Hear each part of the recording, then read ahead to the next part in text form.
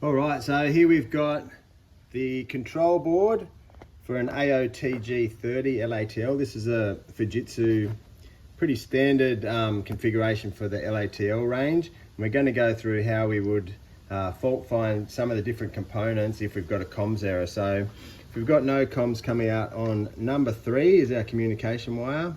We've gone through that on different videos. On these units, number 1 is our power to the indoor unit active, 240 volt. Number 2 is neutral, so black's active, white's neutral, and red is comms on these Japanese units. Anyway, if we have no communication and I don't have power here on my DC into the main board, there should be 320 volts DC. If I haven't got that, this is the step now where we have to check the components in the back here. So I'm going to take these couple of screws out. We've already pulled the assembly right out. Open it up, and we've got a few different boards here. So we spoke about this in our inverter information video. We've got the filter board where the active power comes in and gets filtered, protecting the rest of the unit. So we can, not a lot we can test on this one. We can check fuses, make sure we've got power coming out, which is the brown and orange. And so we've got a few different fuses. Sometimes there'll be some visual damage we can see on these varistas. They might be blackened, and that could be causing us an issue there. But aside from that, normally this board's pretty good.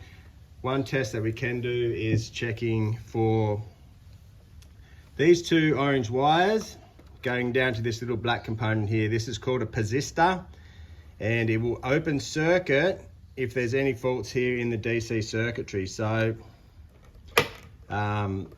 typically we should have, if the power was on, we should have AC on both sides of this, 240 volts on either side if the circuit's okay. One test we can do on the filter board itself is take these 2 orange wires off, and if we go across the 2 wires on resistance back into the board, we should have over 1 mega ohm. If you've got a short there, that means the relay's short and you're going to need to change that filter board. But the persistor itself is it's a bit like a self-resetting circuit breaker. Once we find whatever's wrong in the DC circuit, by the time we change those boards and put this thing back together, it will have closed circuit and will allow voltage through. So it's actually a PTC thermistor. But anyway, they don't really fail. They'll be open circuit for a reason if I've got high current draw in my DC circuitry. So my DC circuitry is going to be over this side. We have got 2 boards here in the Fujitsu layout, what they call the TR board. So normally my compressor will be plugging onto these 3 spades. You can see they're UV and W. So that's my inverter section of the board, UVW, P and N, which is the DC coming in, and UVW goes off to the compressor. Also in the corner of this board is my diode bridge. So I've got my AC voltage coming in to this board, getting converted to DC on the red and black. So AC in, DC out.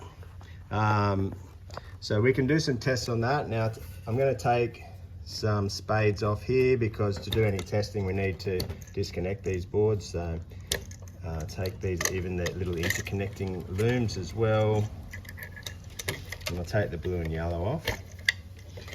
So the components we can test here are the diode bridge, the inverter, which the terminals are here, so they're 2 different tests, and also this ACTPM active filter module. So DC comes in, it goes up through my reactor.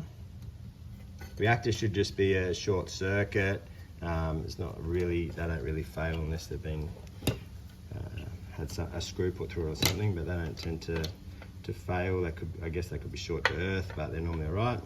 And my capacitor boards, quite difficult to check these capacitor boards. They're really high capacitance, so you won't pick that up with a normal meter. But the only I'd just look for any visual damage. Always be careful if they're being powered up. You can get a bit of a kick off the metal casing there, so or off the pins on the back. So make sure, like any capacitors, we discharge them before we, or allow them time to discharge before we start pulling those out. But only issues I've really had with these before is if a gecko's gotten in underneath and shorted it itself. But they tend to be pretty reliable. So I'm just going to get my meter ready. On the TR board, the 2 lots of tests we do are in diode test on the multimeter, and then we'll use ohms to check the AC TPM. Okay, so we're going to start off testing the AC TPM. This one we use ohms. We need it to be in a high setting, ideally mega ohms, so we can, got a couple of these readings that are in the meg. So first thing we do is go black lead on negative. Now, in the molding of the AC TPM, there's some symbols.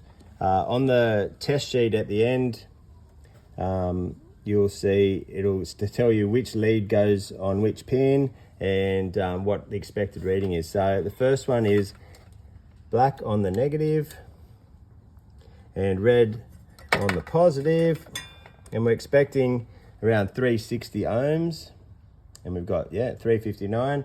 So when we leave our black and we go to L1, this one we're also expecting 360 ohms, so that's good.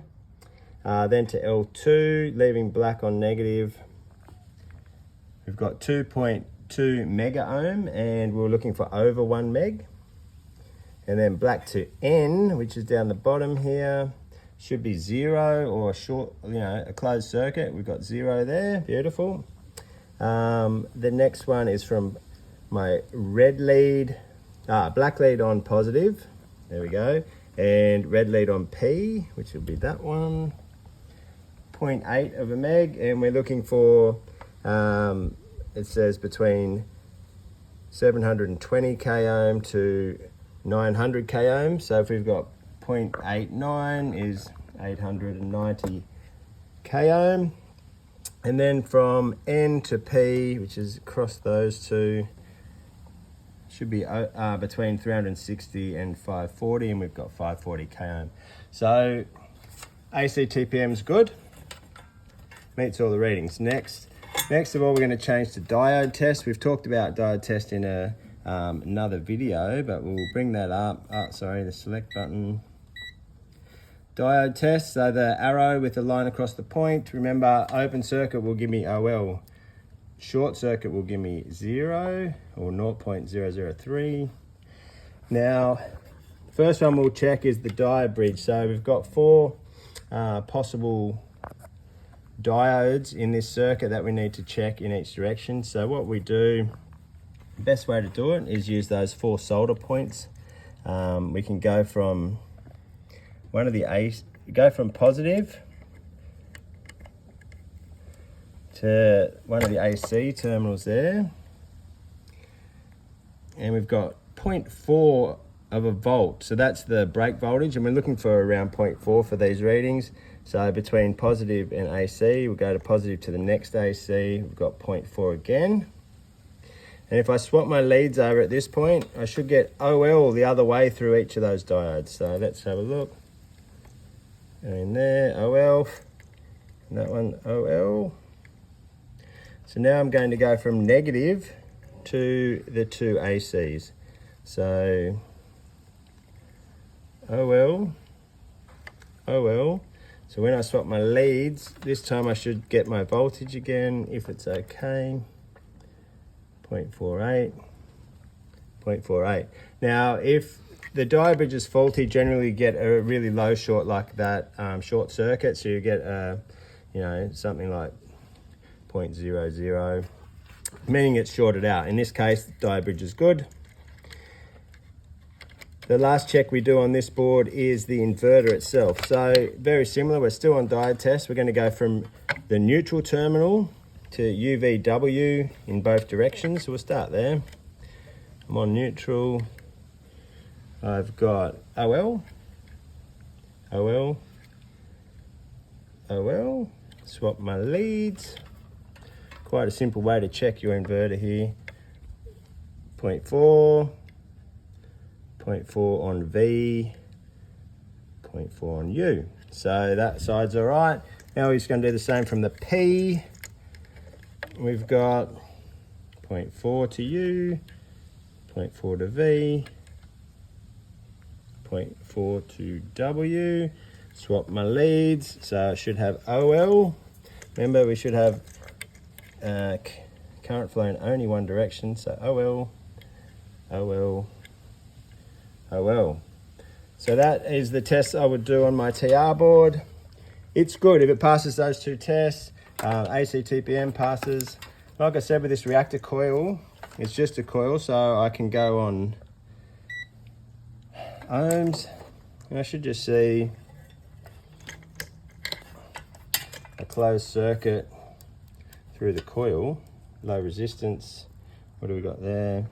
Yeah, just a short, very low circuit. It's just that coil of wire. And I can just make sure it's no circuit to earth, which is not. And while we're there, I'll just quickly show you the two orange wires on the filter board I was talking about before from that persistor. So while we're on mega ohm, I always check this one before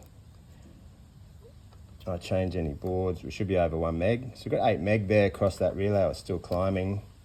So that's not a problem. If you've got a short there, sometimes if one of these components in the DC lets go with a really high current draw, it will short this relay. So always pays to double check that one before you go too far. Look, they're the main tests I would do. DC fan motors, they're not plugged in, but we've got another video on that. So hopefully this will help you fault find. And look, even on your small boards, you're going to have somewhere on the board, no matter the brand, if it's an inverter, you're going to have a diode bridge. You're going to have an inverter. You may not have this AC TPM, but you have the capacitors, the filter section. Just find those components. The diode bridge and AC TPM normally screwed to a heatsink somewhere, so that's a good spot to start looking. Diode bridge and inverter, and look for where the compressor plugs in. But if you can confirm those parts, that can help you lead you in the right direction. So thanks for watching. Give us a like if it was useful, a like and subscribe, and have a good day.